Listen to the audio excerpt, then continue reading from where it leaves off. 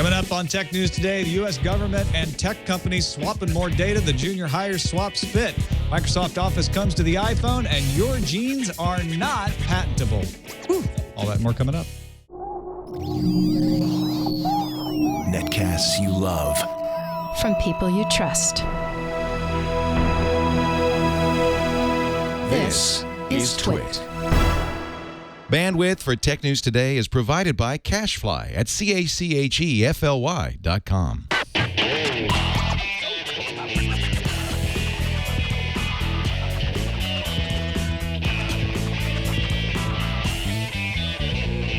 This is Tech News Today for Friday, June 14th, 2013. Tech News Today is brought to you by Squarespace, the all-in-one platform that makes it fast and easy to create a professional website, blog, portfolio, or online store. For a free trial and 10% off your first purchase on new accounts, go to squarespace.com and use offer code TNT6. Welcome to Tech News Today. I'm Tom Merritt. I'm Sarah Lane. I'm Maya Zakhtar. I'm Jason Howell. And this is the show where we keep you up to date with the most important stories in the tech world. Try to put them in some context for you, starting with the top 10 stories of the day in the news feeds. Wow. The long-rumored Microsoft Office app for Apple's iOS finally arrived today with Excel, Word, and PowerPoint support. Only comes in an iPhone version, although you can still use that on an iPad, and requires an Office 365 subscription. All files must be in SkyDrive or SharePoint, though. It will do offline editing. You can buy an Office 365 subscription through the app, which must mean that Microsoft and Apple worked out their revenue-sharing differences. Thousands of technology, finance, and manufacturing companies are working closely with the U.S. national security agencies and giving them sensitive information, and in return, getting benefits that include access to classified intelligence. Four people tell Bloomberg. Probably time to start panicking. These programs, whose participants are supposedly trusted partners, go a lot deeper than even what was revealed by Edward Snowden, who was the computer technician who did work for the NSA. The Wall Street Journal reports that due to their partial foreign ownership, T-Mobile and Verizon do not directly participate in NSA's call metadata collection program. The Journal says that the officials believe they still can capture information on 99% of U.S. phone traffic since they travel over networks owned by U.S. companies that do work with the NSA. Well, that's a relief. Pando Daily's Michael Carney reports sources close to Hulu's sale negotiations say DirecTV has taken the lead. The sources describe negotiations as being in a very advanced stage and expect the deal to close before the end of June. The acquisition price will reportedly be written with a B.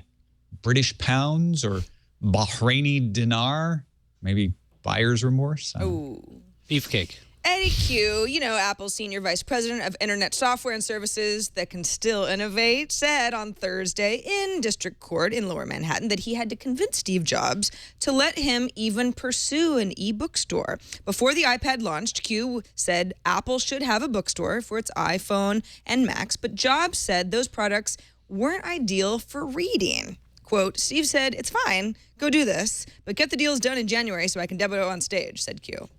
Filmmaker Jennifer Nelson has filed a lawsuit against Warner Music seeking to invalidate the company's copyright to the song Happy Birthday to You.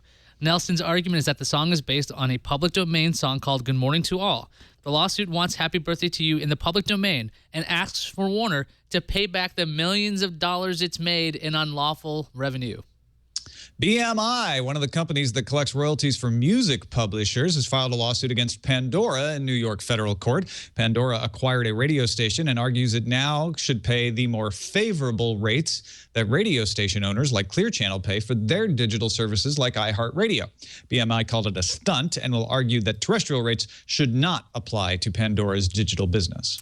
The Supreme Court says human genes isolated by scientists may not, in fact, be patented. The court ruled unanimously in a dispute brought on by the ACLU against Myriad Genetics, weighing intellectual property against genes associated with genes known to detect early signs of breast and ovarian cancer.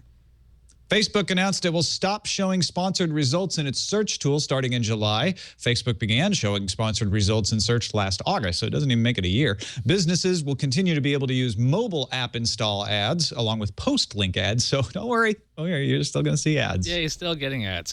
The Financial Times reports that the antitrust watchdog of Brussels is looking into whether Google engaged in anti-competitive deals to further Android. Allegations include Google offering cut-price licensing and exclusive deals.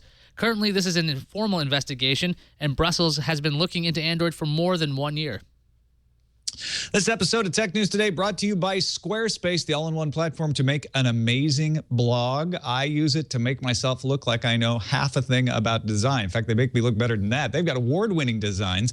I just pick, boom, all of a sudden my site looks great. I can change some colors if I want, move some things around, even get there underneath and tweak the code if I really know what I'm doing, even though I don't, at least not design-wise. But if you do know a little HTML, which I do know, then you can go in there and move some stuff around. But the best thing about Squarespace is you don't have to worry about any of that stuff. If you just want to focus on the content, get in there and do it. Post some stuff, import your old blog, see what it looks like. You can even run a store. They have a new commerce tool. They've got a fast and easy-to-use drag-and-drop layout. So like I said, when you're thinking about your content, you don't have to think about how it's constructed. You just move stuff around. Just a few clicks. Style editor tool allows selection of fonts, colors, layouts. It's the best blogging tool that I have used. So why not give it a shot? Try it out for free. You don't have to give them a credit card or nothing. Squarespace integrates all your website needs into one platform. Domain names, design, development, commerce, hosting, 24/7 customer support. For a free trial, go to squarespace.com, sign up for an account. Like I said, you don't need to give them anything but an email address. No credit card needed. Start building your website. Then, if you do decide to purchase it, use offer code SOCIAL. Use the offer code SOCIAL. I have the social hour script up. I almost gave you credit. Oh, no. That's fine with me. TNT6. I like both of our shows equally. And get 10% off your first purchase on new accounts. That includes monthly and annual plans. And don't forget about free domain registrations for annual plan customer subscriptions. That's squarespace.com. Use that offer code TNT6. Everything you need to create an exceptional website. And we thank them for sponsoring the Social Hour and Tech News Today. Squarespace is awesome. They'll be sponsoring us in like 2 hours. So Yeah. You can feel free to stumble and a say little sneak TNT back. peek. We're going to be talking about later. All right, joining us now, as he does usually on Fridays these days, Len Peralta, internet cartoonist from lenperalta.com, to illustrate the stories. How's it going, Len? I hear your city has been shut down by Captain America.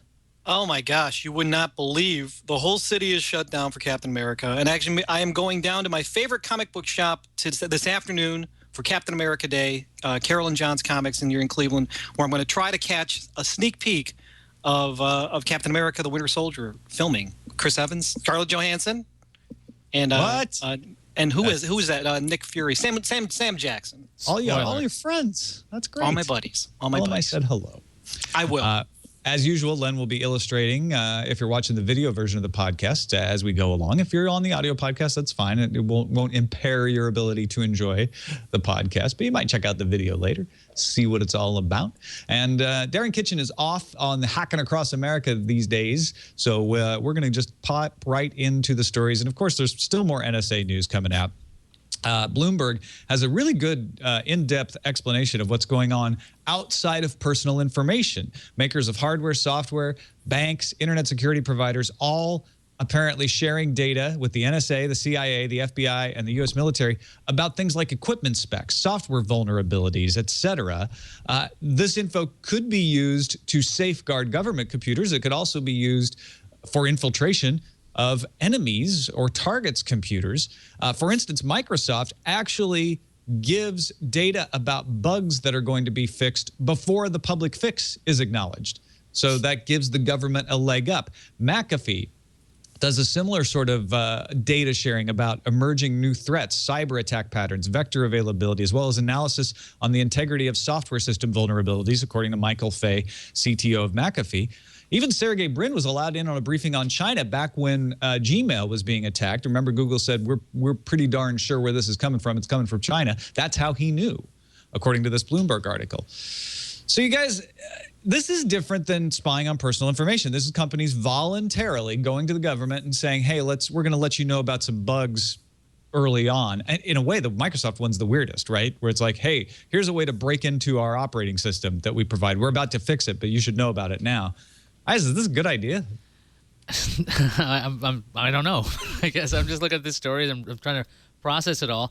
I think it's probably a good idea that the government's talking to a bunch of tech companies to figure out what kind of vulnerabilities are in the software and hardware that they're using, and having this information being discussed between the companies I guess I'm always concerned about what sensitive data is being transferred. But if it's about national security, that's always that blanket kind of concept of if we know what's going on, if we know that our hardware is secure, we can move forward. But if we find out there's vulnerabilities in our operating systems or our hardware, we got to figure out what to do.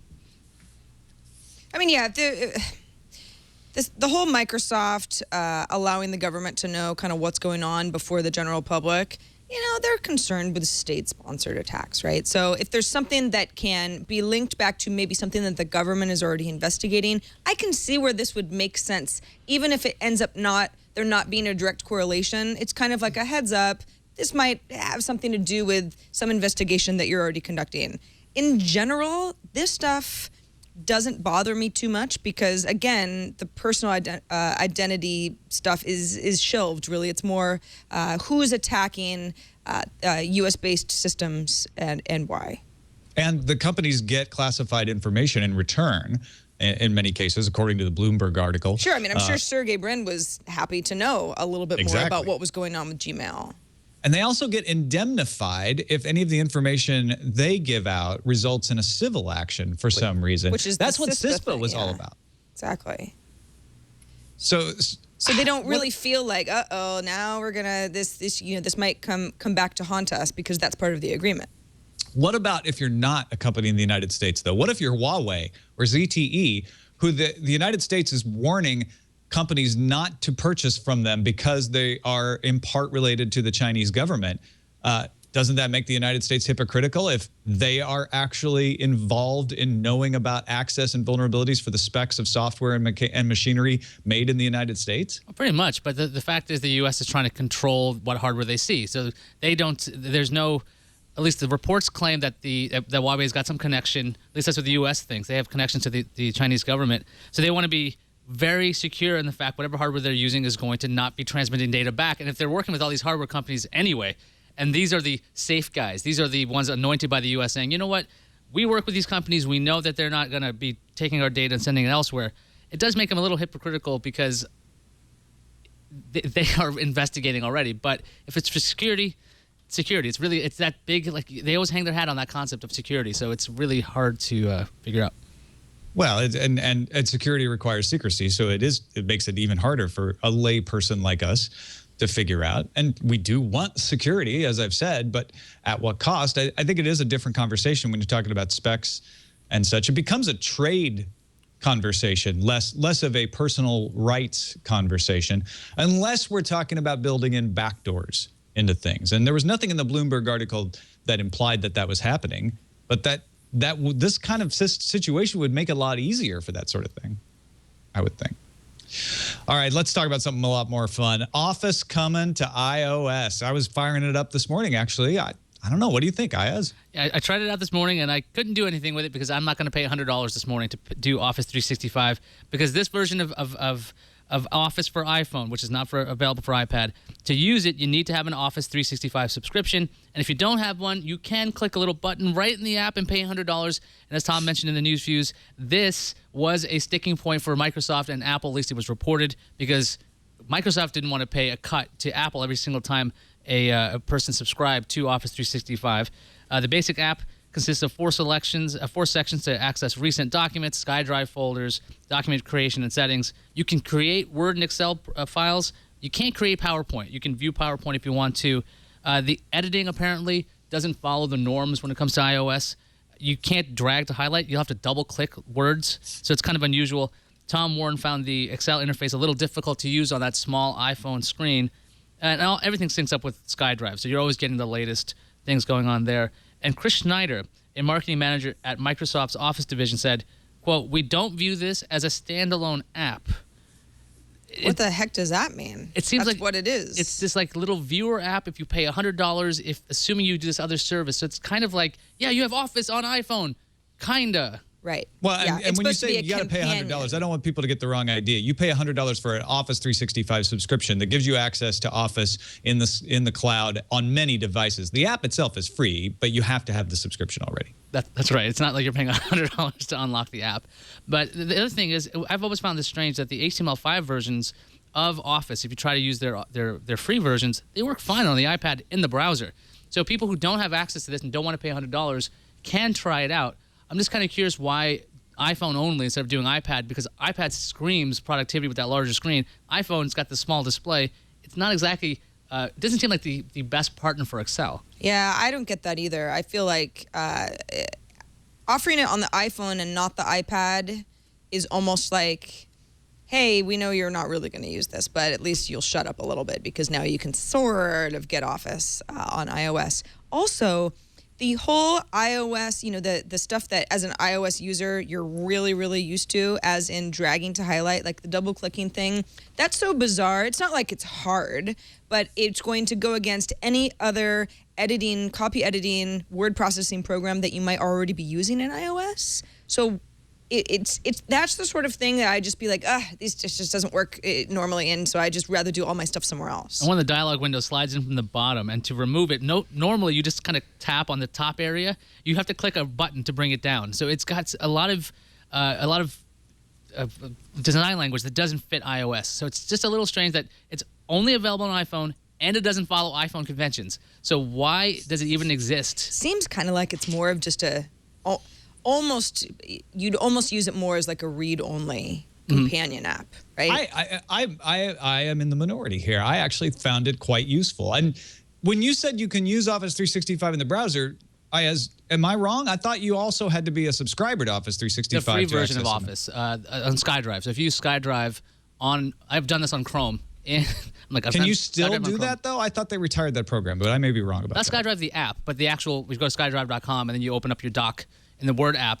That's an HTML5 app, and you can run that just fine, which I found very strange.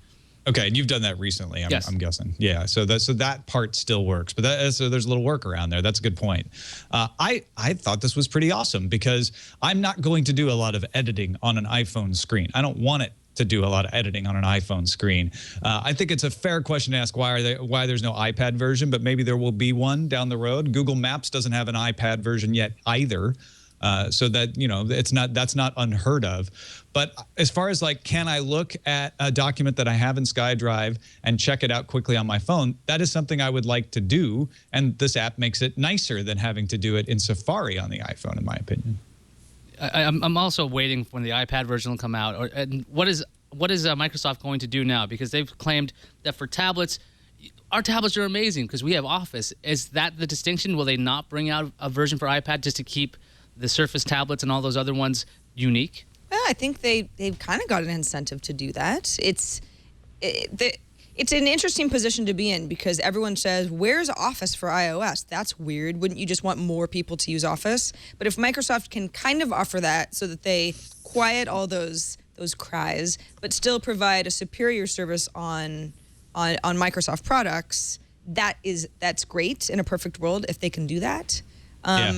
But unless you're planning on switching tablets, then if you're not using a Microsoft product, then you just end up losing out and thinking, I have other options. I'll stick with Google Docs. They need to look at it the way Amazon looks at the Kindle, right? They put Kindle apps for the tablets, even though Amazon has their own tablets, right? With the Kindle Fire and the Kindle readers, because they know we want to get people into our universe because then they will be more likely to buy a Kindle Fire in the future, even if we're supporting them on competing tablets right now. I think Microsoft needs to look at Office that way, absolutely. Let's talk about looking at your own genes. Do you have the right to do that, or are they patentable? This is going to be very important, Sarah, for the interpretation of the season finale of Orphan Black. Oh, my goodness. I should start watching that show because I don't get the reference. The Supreme Court has unanimously ruled that human genes isolated by scientists at Myriad Genetics specifically may not, in fact, be patented. This was a dispute that was brought on by the American Civil Liberties Union, the ACLU, back in 2009. They said, listen, the First Amendment of people are at stake if you've got patents on their genes because they're so broad, they keep other scientists from examining and comparing two genes specifically, BRCA1 and BRCA2. That might not mean anything to you, but those are associated with ovarian and breast cancer. So if you're carrying these genes, you have a higher risk of these sorts of things. This is important stuff. Patents were issued a long time ago and covered any scientific methods of looking at these human genes that might be developed by others. They are now invalidated. Before they were invalidated, basically, as a woman, if you thought that maybe you were at increased risk, maybe it's something that runs in your family. You couldn't have anybody except the patent holder, Myriad Genetics, look at your genes, and it was $3,000 per test. So you say, all right, well, people who can pay that, it's probably not a huge deal, but there are a lot of people who can, and that's sometimes where these patents get really messy when it is applied to your health and possible diseases. So it's very interesting, actually. Myriad can still patent its tests, so their own testing they're still in control over. But other companies or scientists or research facilities are no longer forbidden from performing their own. The test will be non-infringing of these genes at issue. They can patent their own tests as well. I can't see any reason why this is a bad thing. I think the Supreme Court absolutely made the right decision because, again, it's like patenting genes that are inside our bodies seems pretty dangerous. Ayaz, do you agree with me or am I off base? I totally agree with you. This reminds me of when some companies, farming companies, were trying to patent particular strains of wheat and things, and they were able to do this. And the weird thing was when this strain of wheat would blow into somebody else's fields, they could sue the competing farms about this. That was already a crazy example of a patent system going a little nuts. If it happened on the genetic level of a human, that could just lead to a huge mess. Who would want lawsuits over that kid was born about this, you owe me royalties on this child? These concepts are bizarre, but the tests, I understand why that would be patentable. And I think this is a huge amount of great logic. Supreme Court saying, look, yeah, we don't want this patentable because this could create larger problems in the long run. Of course, Tom, Myriad Genetics says, this is now, we're basically lowering the standards for these testings. The whole reason that we had the patent is because, we're the experts here. The ACLU says patients will have greater access to genetic testing. Scientists can engage in research on these genes without fear of being sued. Did Myriad, do they lose anything here? Well, they obviously lose anything, but do they lose a bunch of money? Yeah, I mean, is it all about money, or do you buy the fact that they say, listen, we're trying to control the greatest experience for our patients? No, I'm not a patent lawyer, but we deal with this stuff enough that I have to say it seems pretty clear to me that a previously naturally existing element shouldn't be patentable. The method for discovering it, maybe, and that's what the Supreme Court said. The test itself can be patentable. And that's what Myriad should build its business on. We have the best test. We're the most accurate. Not, think about it, let's go back to say, like, the ability to discover blood, when we developed the microscope, and you could now see individual blood corpuscles. Should the corpuscles have been patented or the microscope? Well, freaking obvious. The microscope gets patented there, not the actual blood cells themselves. And to me, this is the same situation. You don't get to patent the thing you discovered. You don't get to patent North America, but you can patent the ships. You can patent the test. And I think this is eminently reasonable here. I'm trying to find the Clarence Thomas quote in this Wired story, but he wrote the majority opinion and basically said in pretty plain language that abstract idea that nature has made the two genes different in a manner that increases that person's risk of cancer is not patentable. It's nature. Yes, exactly. I agree with you. I think we all. Thomas. You're talking about Clarence Thomas, not right. Me. The other. They weren't calling me because I'm not a justice. Right. I believe in justice, though. I said Justice Merritt. Microsoft to open 600 Windows stores inside of Best Buy. This news broke actually yesterday morning, but I got to thinking about it. We were talking about it in the chat room yesterday morning, and it reminded me, like, not only do they have Samsung Experience Mini stores opening in Best Buys here in the U.S., 1,400 Best Buys by early summer, staffed by Samsung employees. That's similar to the Windows Store, which will be built inside 500 Best Buys and 100 Canada Best Buys and Future Shops between now and September. 1,500 to 2,000 square feet areas separated off with Microsoft-trained sales associates, about 2 per location. And there have been since 2006, or maybe even earlier, Apple shops inside of Best Buys. I think more than 600 of the Best Buys have an Apple shop with specially trained solution consultants. Is this the future of big box retail? I know this is Best Buy and it's in the United States, but I think this applies worldwide. If you've got one of these big box stores and they really can't get the foot traffic in anymore, and we're seeing Sony has stores in malls now, Microsoft, Samsung, Dell has got kiosks in malls. Is the future of the big box store to bring in the brands and let them operate their own mini stores, kind of like a mini mall? It's weird because it's really, the products don't really change. Instead of saying, here's the TV section, here's the, the USB drive section and that sort of thing. And you figure out, well, maybe you really like Samsung products, so you'll gravitate towards that, certain hard drive that all the stuff that's still sold in Best Buy. It's just arranged by brand. So I don't know, as a consumer, I'm like, I don't know if I really care all that much.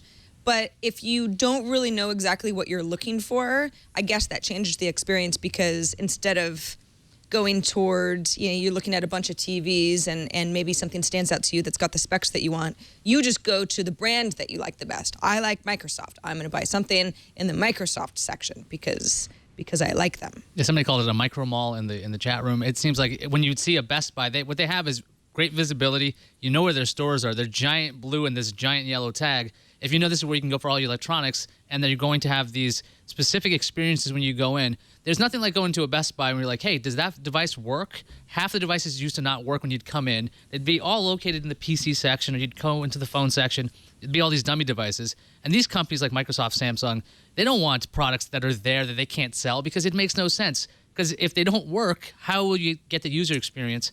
By having their own trained staff there, they have a better chance of moving the hardware than Best Buy used to have. It just seems like this could be the future of the big box stores. And the other thing, what about like Barnes & Noble? The same kind of thing. You got this large retail footprint. Why not start leasing out parts of it and just becoming micro malls or mini malls, or whatever you want to call them? Magnolia does. Amazon section in the Barnes & Noble? Well, that's an unlikely partnership, but why not? Why not make money on your enemy? Magnolia does this really well in Best Buys. I don't know if you guys have been in a Magnolia section Is that a separate recently. section? I thought it was just a Magnolia was a brand of Best Buy. No, Magnolia is its own brand. It's like a store within a store. The people who work at Magnolia are not Best Buy employees; they're Magnolia employees. Is that why it's so nice? Yeah, I mean, I've had good experiences there, because you walk in and you're like, okay, I want to talk home theater audio, and they know exactly. They're trained. They're trained in a specific area where I'm sure that, I've never worked at a Best Buy, but I'm sure that as a Best Buy employee, yeah, you might be sort of like, I'm in the the home refrigerator section, so maybe I know more than this gal over here who hangs up more in the software section. But you kind of have to know a little bit more about a much larger store. So in a way, it might be a better experience for the consumer. But here's the thing, right? The reason these big box retail chains are going down is because we all buy online now.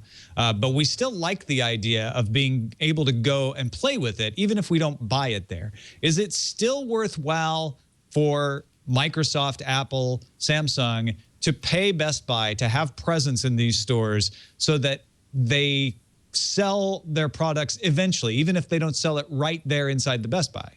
Well, yeah, they're building a brand recognition, because when you go into Best Buy, the company that can have a mini store, you're going to see their giant logo glowing. You're going to see that they have a bunch of products. They're probably not going to have every product the company makes, but start building that brand awareness that at some point, yeah, I bought this at Best Buy or played with it at Best Buy, but eventually you go to Amazon.com, you're like, I'm going to check out the Samsung Galaxy, whatever. And then what happens to the little guys, the Acers and the smaller brands? Well, they're either stocked on the shelves with nobody, or they have to do their own mini shops. So maybe Best Buy becomes a lock when it comes to electronics, and we'll just have manufacturer by manufacturer by manufacturer. It'll end up looking like CES, I guess. Meanwhile, once you've bought your device and you get it home, you want to make sure it doesn't get stolen. Yeah, there's a initiative going on called Secure Our Smartphones Initiative. It's a multiple state. It revolves officials from multiple states. New York's Attorney General and San Francisco's District Attorney announced this initiative, and what it's trying to do is end smartphone theft by asking the industry to develop technology to discourage theft. They say, quote, "It's totally unacceptable that we have an epidemic of crime when we believe it can be eliminated if the technological fixes that we believe are available are put into place." This was said by co-chair Eric Schneiderman. The coalition is trying to get manufacturers to equip all smartphones with a kill switch, thereby making these devices paperweights when thieves try to go sell them again. But would a kill switch really stop people, or is that going to create a cottage industry of people who have devices that unbrick devices to sell them again? Well, yeah, I mean, I guess how dead is dead? Is it mostly dead, or is it really all the way dead? He's only mostly dead. Right. So the other thing is, I mean, is there always a way to bring back a smartphone from the dead if somebody who's not supposed to have it has it? If so, black market continues to exist. And what about the carriers in this whole thing? If the phone is, let's say it's unbricked. So let's say you have this unbrickable device. It gets back on the carriers. Shouldn't the carriers be able to track the phones because they have that unique identifier? Why are they allowing these stolen phones back on their networks? Well, that's a very good question. Like, you could just ban the IMEI. Exactly. I know there are ways of modifying the IMEI. And that's where this comes down to me is like, if there is a way to undo the kill switch, you don't think that the criminals are going to figure out how to hack it to undo the kill switch themselves? I mean, we've seen jailbreaking and rooting happening for so long. I don't know that this is 100% criminal proof, no matter how you design it. So the real question is can technology even stop a crime at all? I don't know if this is even possible because because it's technology. This is a computer. This phone is a computer. You can always mess with it. You can modify it. Do you think this coalition is misguided, or should there be a kill switch? Will this stop more casual thieves, I guess, as it were? Yeah, it's like a speed bump along the way. Maybe it's good enough for that, because then you have to have a little more sophistication. We know that jailbreaking and rooting is not as easy for the general populace as it is for folks who are really into it. So then you cut down the number of criminals and the opportunities to just those who are really sophisticated technologically. Well, sure. I mean, there's probably two different kinds. Well, I mean, I'm putting them into two general categories, but it's like you have somebody who steals your phone and, wants to make a quick buck. And then there's somebody who steals your phone because they can give that phone to somebody who actually understands how to somehow bring it back and sell it almost as if it was never yours in the first place. So sure, I mean, you kind of cut down on that first wave of people who, oh, the phone's bricked. I don't know. I was just, trying to make $100 or something. Now I got to figure out something else to steal. The thing is that I mean, smartphone theft is rampant and really dangerous. Certainly in San Francisco it is. I've heard the same of New York, and I'm sure a lot of other metropolitan areas have the same problem. And, you get violence associated with that. And sure, you've got people in the chat room saying, well, that phone manufacturers, they just want to sell more phones. So what do they care? You'll just buy another phone when it gets stolen. But you also might not buy an iPhone if you hear too many stories about little old ladies who get pushed down, or are held at, knife point because they want their phone stolen. You might say, you know what, I just don't care that much. I'm going to buy a stupid phone that nobody wants. That's why I used to keep an iPod Shuffle on me and on the subway, but in my backpack was where the actual wire was going to, like a different iPod that was mostly stolen. People love to steal that particular model of it. So I always had this little crappy thing that people would see, but that would be the other way around it. You make a good point about this idea that it could stop people from buying phones if they are constantly in fear of losing them. But I know a friend of mine had their phone stolen because it was just sitting there in a department store for like a second. That kind of opportunistic thieves, they might not exist after a while if this kind of kill switch is in. And Apple tried this, right? Just now with iOS 7, they're saying that you have to activate the phone with the Apple ID. So that might be a helpful way to do it. But a kill switch, I don't know if that's going to really stop. It won't end anything. Padre SJ has a really good point. He says, this is much ado about nothing. We're getting to the point at which smartphone market is mature. They're becoming a commodity item. And once it reaches that point, CIT in general, theft really doesn't matter anymore because the margins have moved elsewhere. So maybe we are starting to solve the problem at the point that it becomes less of a problem. I mean, the biggest fear of iPhone theft was when the iPhone was still rare and extraordinarily valuable. Now it's everywhere. It's not as juicy of a target as it used to be. I mean, cars are still stolen. There are methods to stop their parts from being stripped out. Their VIN numbers, VIN is on everything. Yeah, but cars are very much more valuable. I know. I'm saying car parts and things about trying to stop theft because, yeah, I wouldn't say it's commodity, but these cars are pretty much the same. So there's a lot of rampant theft of that. But there's still techniques to try to bring that down as well. We also have a long way to go before iPhones are iPhones or any smartphone, but you used iPhone as an example, are not worth stealing. You steal it for $0 and you sell it for $50, someone's going to keep doing that. Oh, sure. Yeah, I said it's not as juicy of a target on purpose because I don't mean to say that it is not a target or a valuable target at all. But maybe the problem is becoming less severe. I hope so. I hope so too. Because I like walking down the street and, my head in the clouds with my iPhone out, not worrying that I will be mugged. That's what I like doing. I'd like more of that. To the moon. But I apparently live in the wrong neighborhood. Speaking of neighborhoods, New York is partnering up with Nextdoor.com to really provide targeted services over the web to neighborhoods. Yeah, you might not have heard of Nextdoor, but I know about it because when I moved about 6 months ago, I joined Nextdoor because I didn't want to leave the neighborhood that I lived in. And I thought, well, I better use this service. It's a social network, actually, that's designed so you get to know your physical neighbors based on addresses that are verified. You either sort of verify it by linking it up to as I did, a bank account, and depositing like a couple of cents, or you get something delivered to your house as a postcard that has a special number on it, just to basically prove I really do live here. I live in this neighborhood. I'm close to Joe, who lives a couple doors down from me. It actually works out really well, and the whole idea is, it's kind of like a mini Craigslist, but it's also hey, somebody, stole my bike. Here's where I live. Please be on the lookout, or can you help? And it's a pretty interesting community, and by definition, you never really have too many people in your social network because the neighborhood can only grow so much until you're physically in a different neighborhood. Mayor Bloomberg says, we like Nextdoor, and in fact, we're going to use Nextdoor to push notices out into various neighborhoods in all 5 boroughs of New York City. We're going to pull information back out of Nextdoor. We're going to launch about 1,800 individual neighborhoods across, a very, very big area. Obviously, New York is extremely densely populated. And New York officials will be able to initiate discussions and read neighborhood responses to discussions within Nextdoor. Now, they won't be able to see discussions that are strictly between neighbors, so this isn't just sort of like, now the government's and all of our private social networks, and now they know where I live. Right, exactly. Yeah. The partnership is with the city and Nextdoor that supposedly will ensure there's a Nextdoor network available, not just for all neighborhoods, but that Nextdoor is going to hire some folks and put in what they call field organizers between 8 and 11 in New York, in various neighborhoods that are obviously more popular, basically to kind of keep the conversation. What do we need to know? Is there some crime activity? Can we help initiate a neighborhood watch group? That sort of thing.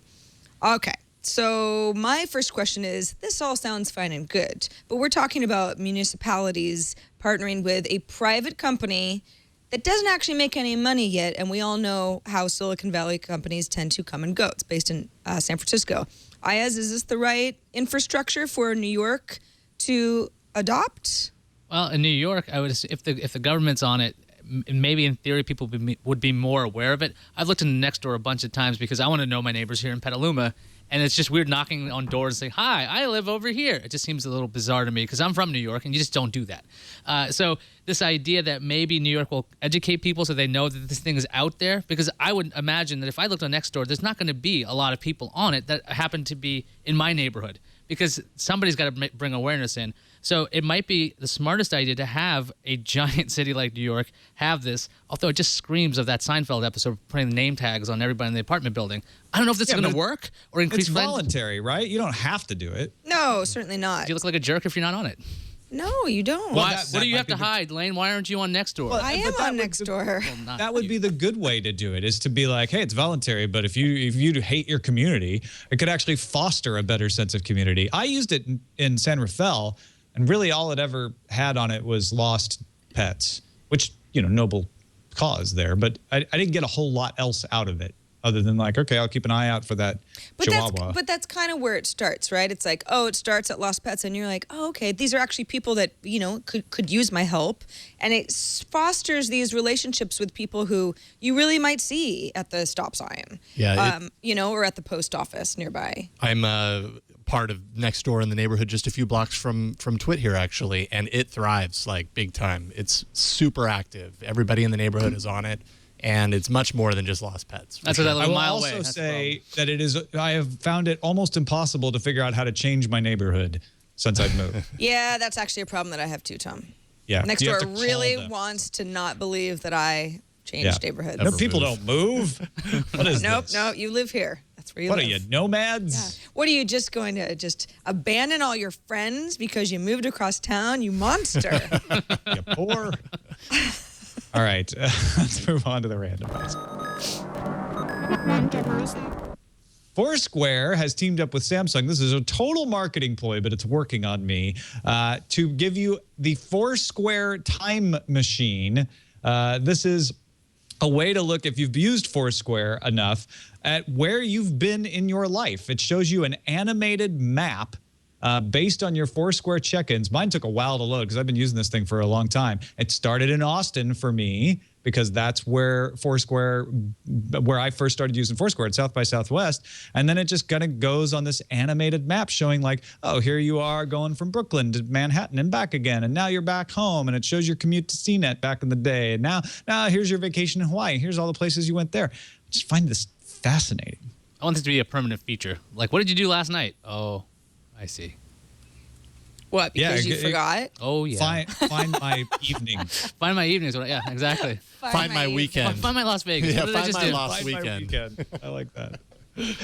Are we looking at a demo or is this somebody's actual This is thing a demo. This is for a demo for non-Foursquare users. Oh, I've logged it's into so mine, funny. but I was use like, it so gosh, Tom infrequently. spent a lot of time in New York and Queens specifically.